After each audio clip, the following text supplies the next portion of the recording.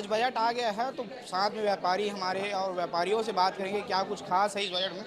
Sir budget आ गया, क्या कुछ लाभ लग रहा है, क्या कुछ फायदा होगा इस बजट में? देखिए, प्राइमा फेसी ये सकारात्मक लग रहा है।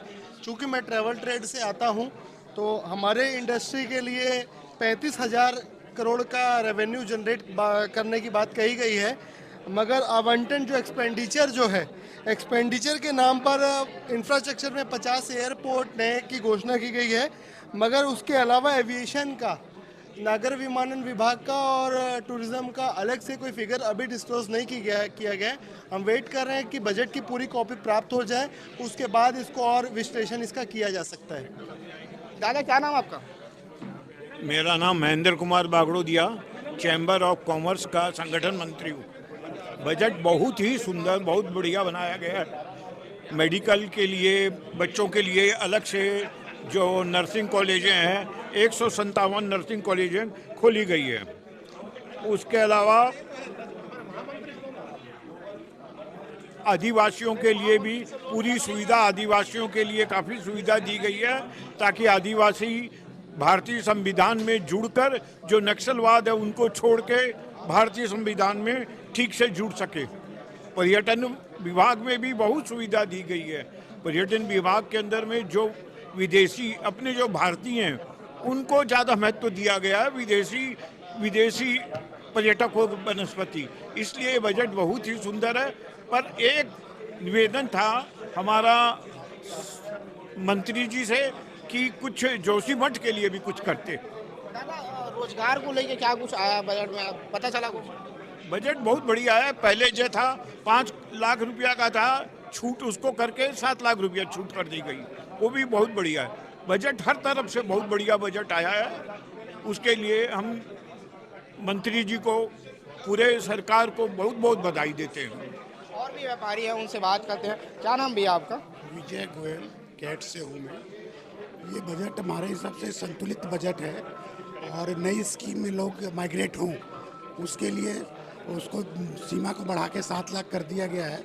इससे लोग माइग्रेट होंगे और टैक्स का फ़ायदा मिलेगा। 9 लाख तक की आय वालों को 15,000 रुपये का बेनिफिट मिलेगा इससे। और जो उम्मीदें थी आप लोगों की, क्या क्या उम्मीद पूरा हुआ इसमें एमएसएमई के लिए जो है, जो कोविड के दौरान सिक हो गई थी उनको रिकैपिटलाइज करने के लिए सुविधा दी गई है। ये एक बहुत अच्छा डिसीजन है। इंफ्रास्ट्रक्चर के लिए इन्होंने रेलवे में 75,000 करोड़ की परियोजनाओं के लिए विशेष कोष रखा है और 2.4 लाख करोड़ का जो है रेलवे में के लिए बजट है। ये बहुत अच्छा है और कृषि क्षेत्र को बढ़ावा देने के लिए आवंटन काफ़ी किया गया है। बहुत अच्छा बजट है ओवरऑल। चेंबर ऑफ कॉमर्स के अध्यक्ष हमारे साथ है, बात करेंगे अमर परवानी जी से। सर इस बजट में क्या कुछ खास रहेगा? देखिए, एक संतुलित बजट है और इसमें जो बेसिक जो एक्सपेंडिचर की बात हो रही है वो इंफ्रा में काफ़ी स्पेंडिंग हो रहा है इसमें। और चाहे प्रधानमंत्री आवास में वो बजट बढ़ाने की बात हो या नए 50 एयरपोर्ट आ रहे हैं या रेलवे में स्पेंडिंग की बात हो, तो वो और इनकम टैक्स स्लैब वगैरह में भी जो चेंज हुआ है तो मेरे ख्याल से डिमांड भी जनरेट होगा और जो छोटे व्यापारी हैं इसमें इनकम टैक्स स्लैब से बेनिफिटेड होंगे। सर लग रहा है इस बजट के बाद कि देश ग्रोथ करेगा। देखिए, देश तो हम लोग 140 करोड़ की हम लोग की जनसंख्या है, तो ये पूरे उपभोक्ता हैं। तो देश तो 10वें पायदान से आज ग्लोबल लेवल में 5वें इकोनॉमी में तो हम लोग आ गए हैं और ये इंफ्रा खर्चा होगा तो मैं समझता हूँ कि ट्रेड इंडस्ट्री को बेनिफिट हो गई होगा। सर आम व्यक्ति को महंगाई से राहत मिल पाएगी इस बजट से, लग रहा है आपको?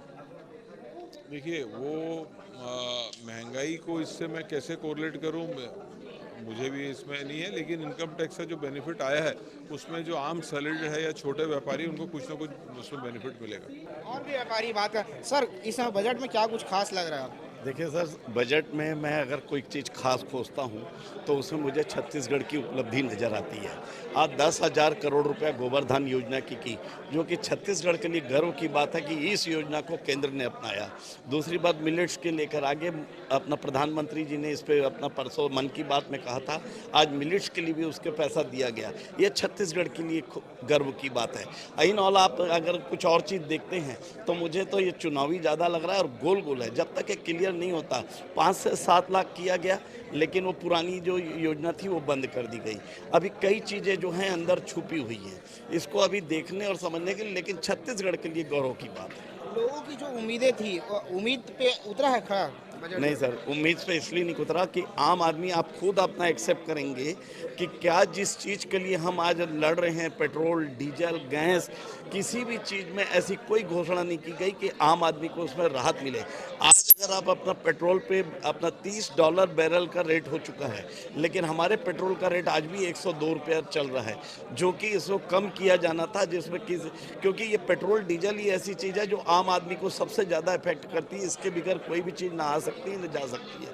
तो मुझे नहीं लगता कि आम आदमी को कोई ज़्यादा फर्क पड़ेगा। मतलब महंगाई कोई कंट्रोल नहीं होगा? महंगाई पे कंट्रोल जैसी कोई बात नहीं है, ये सिर्फ घोषणाएं हैं, वादे हैं, वादों का क्या, इसको तो मैं इतना ही कह सकता हूँ। तो ये थे हमारे साथ रायपुर के जो व्यापारी हैं, वो हैं और बता रहे हैं कि जो महंगाई है उस पर कोई इस बजट का खास असर नहीं पड़ेगा।